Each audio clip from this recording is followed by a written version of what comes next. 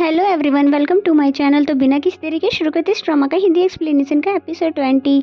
Episode के starting में हम देखते हैं कि सूजी जो कि बार बार कैन को कॉल करने का ट्राई कर रही होती है, लेकिन कैन का नंबर बार बार बंद आ रहा था कि तभी वहाँ पर एक टेडी बियर आता है जो कि सूजी को हंसाने की कोशिश कर रहा था।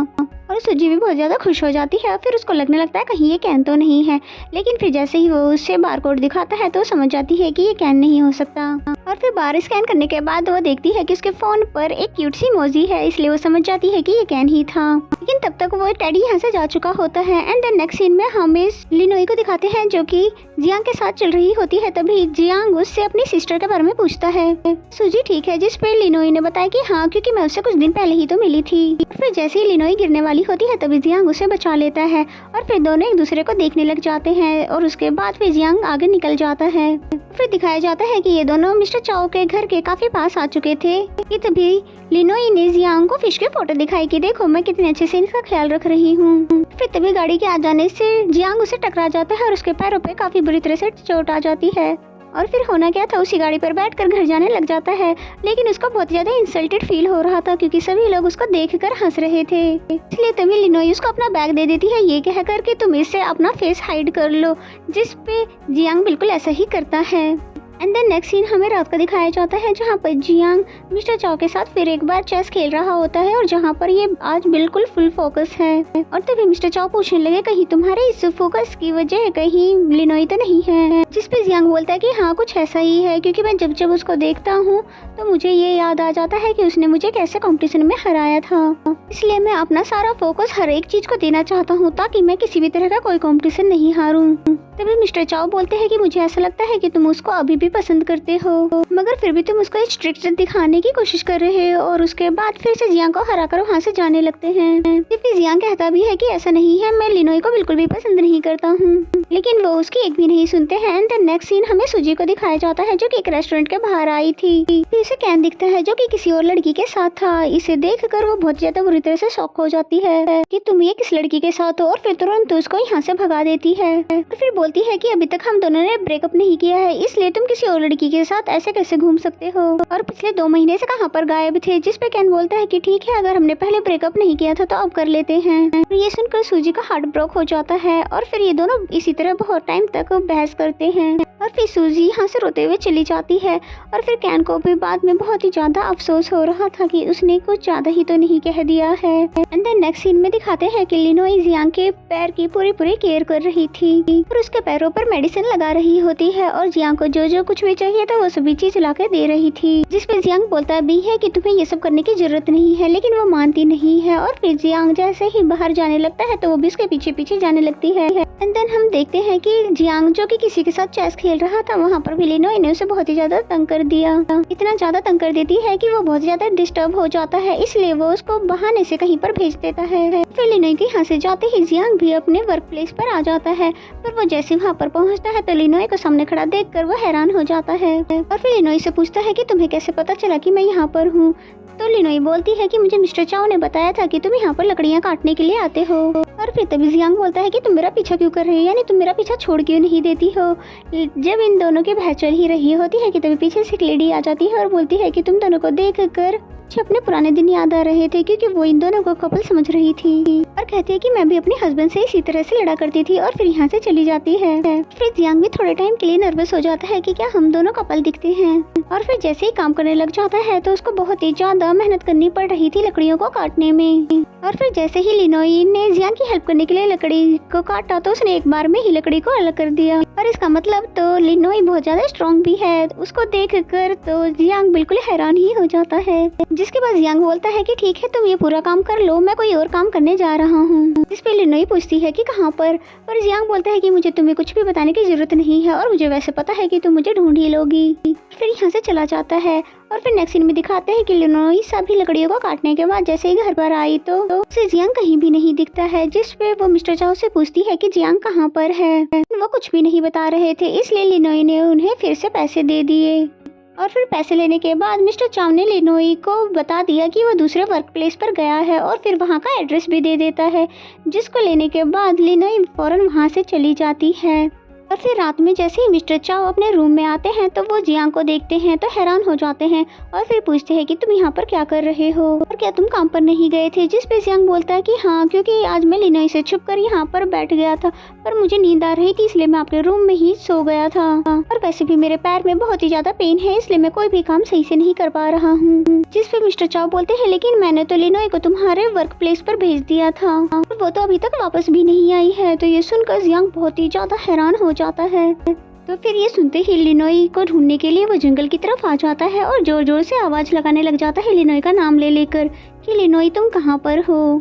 और फिर जैसे ही लिनोई का उसको फोन मिलता है तो वो और भी ज्यादा हैरान हो जाता है और साथ ही परेशान होकर उसको ढूंढने लग जाता है कि तभी लिनोई उसको एक गड्ढे में दिखती है जहाँ पर उसको आवाज देकर बोलता है कि तुम घबराओ नहीं, मैं आ रहा हूँ। और लिनोई जो कि कोई भी आंसर नहीं करती क्योंकि वो बेहोश थी, फिर तभी वो मिस्टर चाओ को फोन करता है और कहता है मुझे आपकी हेल्प चाहिए क्योंकि मैं गड्ढे में हूँ, और खुद भी गड्ढे में आ जाता है और लिनोई को जैकेट देता है और बोलता है कि इसे पहन लो क्योंकि ठंड अब रात में बढ़ने वाली है, जिसे लिनोई हाफ खुद पहनती है और हाफ जियांग को पहना देती है और फिर बताती है कि यहाँ पर मैं स्पेशली तुम्हें ढूंढने के लिए आई थी क्योंकि मुझे पता चला था कि तुम यहाँ पर हो और मैं बहुत ही ज्यादा शर्मिंदा हूँ क्योंकि मैंने तुम्हारे साथ बहुत ही ज्यादा गलत किया है, इसलिए क्या प्लीज मुझे तुम माफ कर सकते हो। और फिर तभी जियांग बताता है कि मैं अभी तक वो मोमेंट भूला नहीं हूँ जब मुझे ये पता चला था कि मेरी ओपोनेंट कोई और नहीं बल्कि तुम हो। भला ये बात मैं कैसे भूल सकता हूँ, और सच बताऊँ तो तुम मेरे लिए बहुत ही ज्यादा इम्पोर्टेंट बन गई थी, पर अब मेरा तुमसे बिल्कुल भी दोस्ती रखने का मन नहीं करता है, इसलिए अच्छा होगा कि तुम यहाँ से चली जाओ और मुझे अकेला छोड़ दो।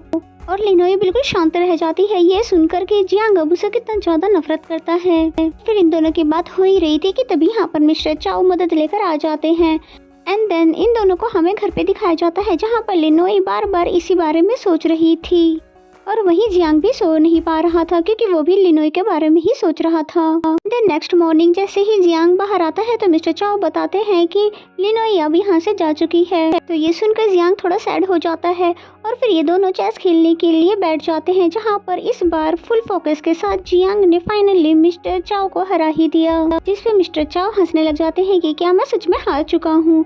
तभी जियांग बोलता है कि आपको अपना प्रॉमिस तो याद है ना कि आप मुझे अपनी नाइफ दे दोगे, जिस पे वो बोलते हैं कि अच्छा कैसा प्रॉमिस, तुम्हारे पास कोई प्रूफ है कि मैंने ऐसा कुछ कहा था। तो ये सुनकर जियांग भी हंसने लग जाता है और फिर कहता है कि प्लीज मजाक को बंद कीजिए क्योंकि मैं ऑलरेडी एक बार धोखा खा चुका हूँ। इस पे मिस्टर चाओ बोलते हैं कि ठीक है, मैं अपनी नाइफ तुम्हें दे दूंगा लेकिन इससे पहले कि तुम मेरे साथ कहीं पर चलो। और फिर ये दोनों कार से कहीं दूर जाने लग जाते हैं और फिर रास्ते में मिस्टर चाओ बार बार ड्रिंक कर रहे होते हैं, जिसपे जियांग उन्हें डांटता भी है कि ड्रिंक बहुत ही ज्यादा हार्ड होता है, ये आपको प्रॉब्लम करेगा क्योंकि आपकी बॉडी बहुत ही ज्यादा वीक हो चुकी है, इसलिए प्लीज आप इतना ज्यादा ड्रिंक करना अब बंद कर दो। और फिर जियांग की बातें सुनने के बाद मिस्टर चाओ बोलते हैं कि ये बहुत टाइम बाद है कि कोई मेरी फिक्र कर रहा है, और फिर इमोशनल होते हुए फिर ड्रिंक को वो नीचे रख देते हैं। एंड देन नेक्स्ट सीन में दिखाते हैं कि मिस्टर चाओ जियांग को अपनी वाइफ के ग्रेव पर लेकर आए और फिर बताने लगे कि वो पर्सन मैं ही हूँ जिसने काफी साल पहले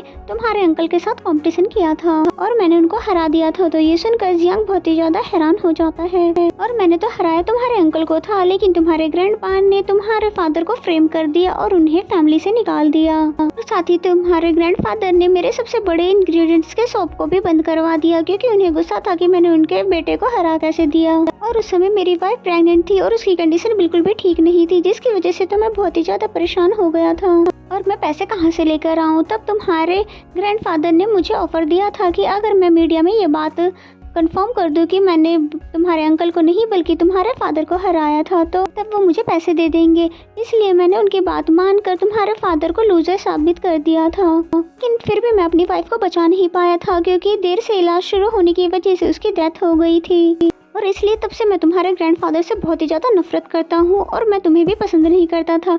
लेकिन जब से मुझे पता चला है कि तुम अपने ग्रैंडपा की तरह चीटर नहीं हो, तुमने लिनोई के साथ अपनी कंपटीशन में अपनी हार को एक्सेप्ट किया, अपना नाइफ भी उसे दे दिया, इसलिए मैं तब जाके समझ गया कि तुम एक अच्छे इंसान हो। और फिर फाइनली अपना नाइफ निकाल कर जियांग को देने लग जाते हैं, ये बोलते हुए कि मुझे पूरी उम्मीद है कि तुम इसका इस्तेमाल अच्छे से करोगे।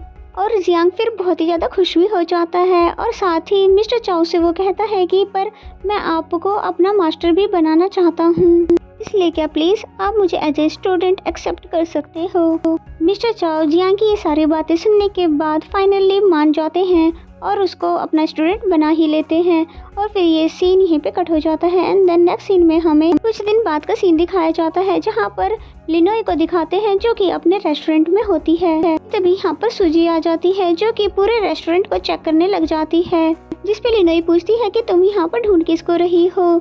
तो बताती है सूजी कि मुझे अपने भाई को ढूंढना है, क्योंकि मुझे कुछ लोगों ने बताया है कि जियांग ऑलरेडी यहाँ पर आ चुका है और कुछ लोगों ने तो उन्हें देख भी लिया है। तो ये सुनकर वो बहुत ही ज्यादा हैरान हो जाती है कि क्या सच में जियांग यहाँ आ चुका है, और फिर भागकर उसके अपार्टमेंट के बाहर आ जाती है। और फिर जैसे ही डोर ओपन होता है तो वहाँ पर कोई और ही शेफ होता है जो कि आवाज देकर कह रहा होता है कि जियांग शेफ, आपको ही हमारे रेस्टोरेंट का हेड शेफ होना चाहिए। और फिर ये कहकर वो बंदा यहाँ से चला जाता है।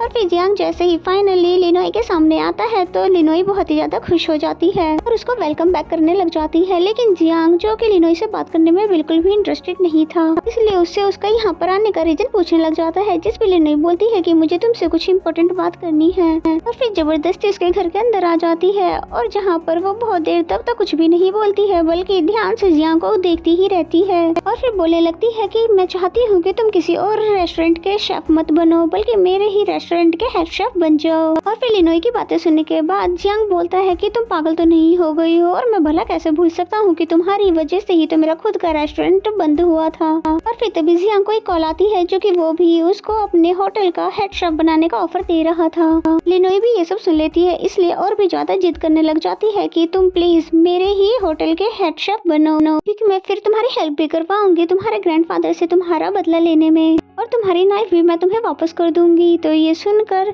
जियांग अचानक ही लिनोई के करीब आने लगा, जिसकी वजह से वो बहुत ही ज्यादा नर्वस हो जाती है। और फिर तभी जियांग खड़े होकर बोलने लगा कि और कहता है कि तुम्हारे रेस्टोरेंट का बहुत ही जल्द रिव्यू चेक होने वाला है, अगर तुम उसमें इसे क्लियर कर लेती हो तो मैं तुम्हारे होटल में आने का सोचूंगा।